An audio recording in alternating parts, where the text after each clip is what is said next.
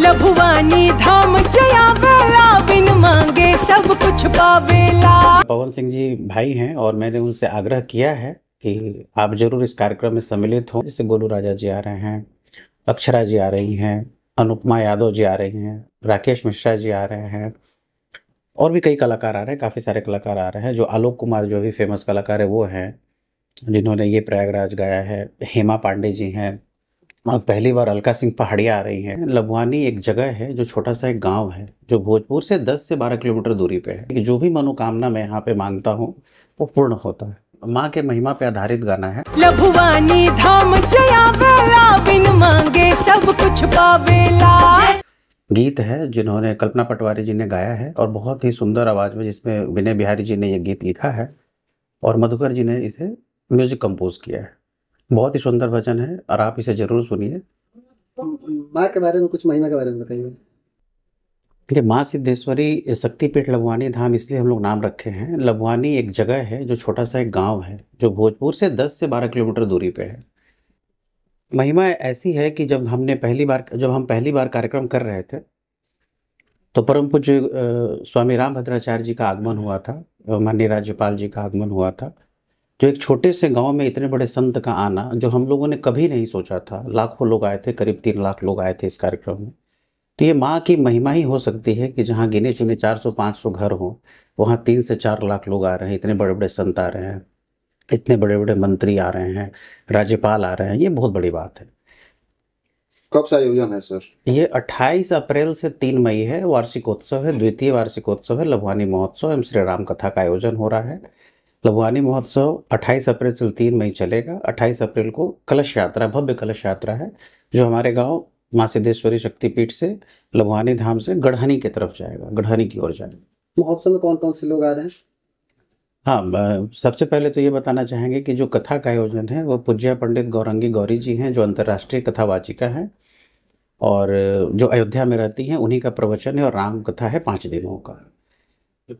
जी, माँ सिद्धेश्वरी की कुछ महिमा बताना चाहेंगे जो आपने अनुभव किया है, जो नए लोग अब इस वीडियो के माध्यम से उस महिमा जानेंगे, तो उनके लिए क्या बताना चाहेंगे? और देखिए, ये तो अनुभव करने की चीज़ है महिमा को। जिन्होंने अनुभव किया है वो बता पाएंगे। मैंने अनुभव किया है। मैं अपने जीवन में जब से, हालांकि मैं बचपन से उसी गांव में पला बढ़ा हूँ, आते जाते रहा हूँ, लेकिन जब से मुझे इस बात की अनुभूति हुई, मैं जो प्रेरणा लिया वो श्री श्री रविशंकर जी जो हमारे गुरुदेव हैं, उनसे मैंने प्रेरणा लिया। मैं एक बार उनसे मिलने के लिए गया था तो उन्होंने कहा कि सत्यप्रकाश, जब भी जीवन में मौका मिले तो अपने ग्राम देवी, कुल देवी का उत्थान करना चाहिए।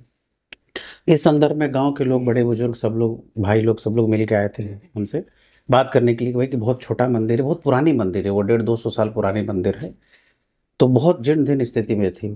तो मुझे ऐसा प्रेरणा है कि इस मंदिर को बनवाना चाहिए। तो सब कोई के सहयोग से, सारे ग्रामीणों के सहयोग से, आसपास के जितने गांव हैं, जो बाहर रहते हैं गांव से, सब लोगों के सहयोग से, विशेष रूप से मेरा सहयोग रहा, लेकिन सब लोग के सहयोग से बड़े मंदिर का निर्माण करवाया गया और भव्य आयोजन का कार्यक्रम कराया गया। विशेषता ऐसी है कि जब से मैं इस मंदिर से जुड़ा तो बचपन से हूँ, लेकिन जब से विशेष रूप से जुड़ा हूँ, तब से जीवन में मैंने जो चाहा, जो मांगा, मतलब एक तरह से कह सकते हैं कि जो भी मनोकामना मैं यहाँ पे मांगता हूँ वो पूर्ण होता है।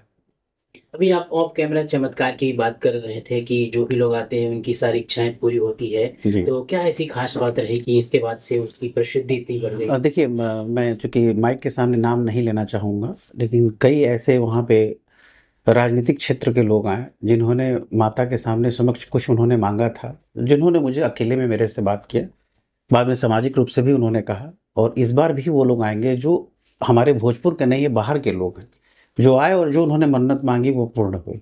विशेष जब आप लोग कार्यक्रम में आएंगे तो मैं उन लोगों से मिलवाऊंगा जिनकी पूर्ति हुई, जो उन्होंने मांगा वो मिला। तो उनसे पूछिएगा तो ज़्यादा बेहतर बताएंगे। आप कह रहे कलश यात्रा 28 तारीख को शुरुआत होगी जी, तो उसके लिए क्या मतलब बाहर से भी लोग कलश यात्रा में शामिल होंगे, या फिर वहीं के आसपास जो आरा भोजपुर के लोग हैं वही लोग सिर्फ शामिल होंगे, या फिर बाहर के लिए भी व्यवस्था है? नहीं, बिल्कुल सभी लोगों का स्वागत है। और विशेष रूप से जो मेरा गांव है, मेरे गांव के सभी लोग रहेंगे, जितनी महिलाएं हैं, बहन हैं, भाई हैं, सब लोग रहेंगे। आसपास के भी जितने गांव हैं उन सभी लोगों को हमारे गांव के बड़े बुजुर्ग और युवा जा जाकर निमंत्रण दे रहे हैं कार्यक्रम में आने के लिए, भव्य कलश यात्रा में भी और रामकथा में भी आने के लिए निमंत्रण दे रहे हैं वो लोग। और भोजपुर के सभी जनता का, भोजपुर ही नहीं शाहाबाद के सभी लोगों का स्वागत है। कोई भी इस जलभरी में आ सकता है, कहीं से भी आ सकता है, सबका स्वागत है। माँ सिद्धेश्वरी के लिए कुछ गाने भी बने हैं, तो क्या आगे की भी कुछ योजनाएं हैं कि बिल्कुल, हमारे मित्र भाई राकेश मिश्रा जी ने लभवाने की महारानी एक पहला गाना उन्होंने इस भजन दिया था माँ पे, जो बहुत ही फेमस हुआ था। उसके बाद कल्पना जी से मैंने बात किया था, तो कल्पना जी ने एक गाना दिया है। और अभी कई और लोगों से मैंने कहा है कि माँ पे गीत बनाने के लिए, वो बन रहा है, वो प्रोसेस में है।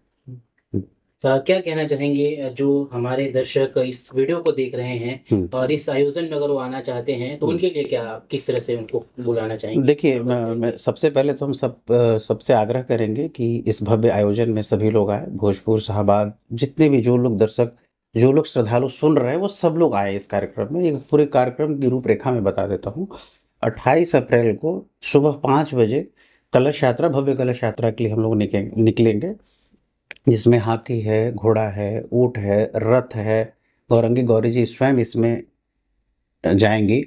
और मुझे लगता है 27 तारीख को शायद आरा आएंगी वो हेलीकॉप्टर से, तो उसकी भी भव्य तैयारी है। शहर के सारे गणमान्य लोग उस कार्यक्रम, मतलब उनको रिसीव करेंगे, रिसीव करके हम लोग फिर मंदिर तक लेके आएंगे। 28 को भव्य कलश यात्रा है। उसके बाद आने के बाद जब वो कलश यात्रा हो जी, जब वो आ जाएंगे तो उन सभी लोग के लिए खाने पीने की व्यवस्था है, नाश्ते की व्यवस्था है, शरबत की व्यवस्था है, क्योंकि सभी लोग थके हारे रहेंगे, तो सभी लोग के लिए खाने पीने की व्यवस्था है।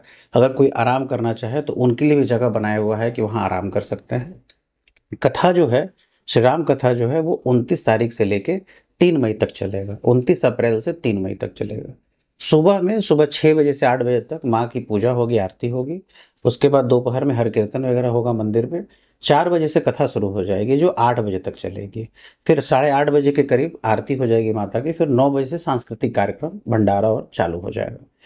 सांस्कृतिक कार्यक्रम में कई कलाकार आ रहे हैं, जैसे गोलू राजा जी आ रहे हैं, अक्षरा जी आ रही हैं, अनुपमा यादव जी आ रही हैं, राकेश मिश्रा जी आ रहे हैं, और भी कई कलाकार आ रहे हैं, काफ़ी सारे कलाकार आ रहे हैं। जो आलोक कुमार जो भी फेमस कलाकार है वो हैं, जिन्होंने ये प्रयागराज गाया है। हेमा पांडे जी हैं, और पहली बार अलका सिंह पहाड़िया आ रही हैं अपने पति के साथ, मनोहर जी उनके हस्बैंड हैं, तो उनके साथ अलका सिंह पहाड़िया आ रही हैं। तो सारे गणमान्य लोग, सारे कलाकार लोग आ रहे हैं। और हमारे यहाँ जागरण का ही सिर्फ कार्यक्रम होता है, तो ये पूरा जागरण का मंच होगा, कथा और जागरण का मंच होगा। तो जो भी लोग आएंगे माई पे भजन और कीर्तन करने के लिए आएंगे। पिछली बार देखा गया था पवन सिंह जी भी आए थे, क्या इस बार भी उनका आगमन हो सकता है? हो सकता है। मैंने पवन सिंह जी भाई हैं, और मैंने उनसे आग्रह किया है कि आप जरूर इस कार्यक्रम में सम्मिलित हों, और वो आएंगे तो इस कार्यक्रम की भव्यता और शोभा बढ़ेगी। बाकी चूंकि वो बड़े कलाकार हैं, व्यस्त हैं, मैंने निवेदन किया है अगर वो आएंगे तो बहुत अच्छा लगेगा, और पूरे भोजपुर वासियों के लिए गर्व की बात होगी कि भी पवन जी का आगमन होगा। ये जो कथावाचक है, ये लाइव प्रसारण भी किया जाएगा या फिर जी, ये लाइव प्रसारण होगा, शुभ टीवी पे लाइव चलेगा, लाइव प्रसारण चलेगा। और उनके जो फेसबुक, इंस्टाग्राम है गौरंगी जी का, हम लोग का जो ट्रस्ट का, जो माँ सिद्धेश्वरी चैरिटेबल ट्रस्ट है, उस पर भी लाइव चलेगा। वीआईपी लोग मुख्य अतिथि के तौर पे वहाँ पर कौन कौन से लोग दिखेंगे?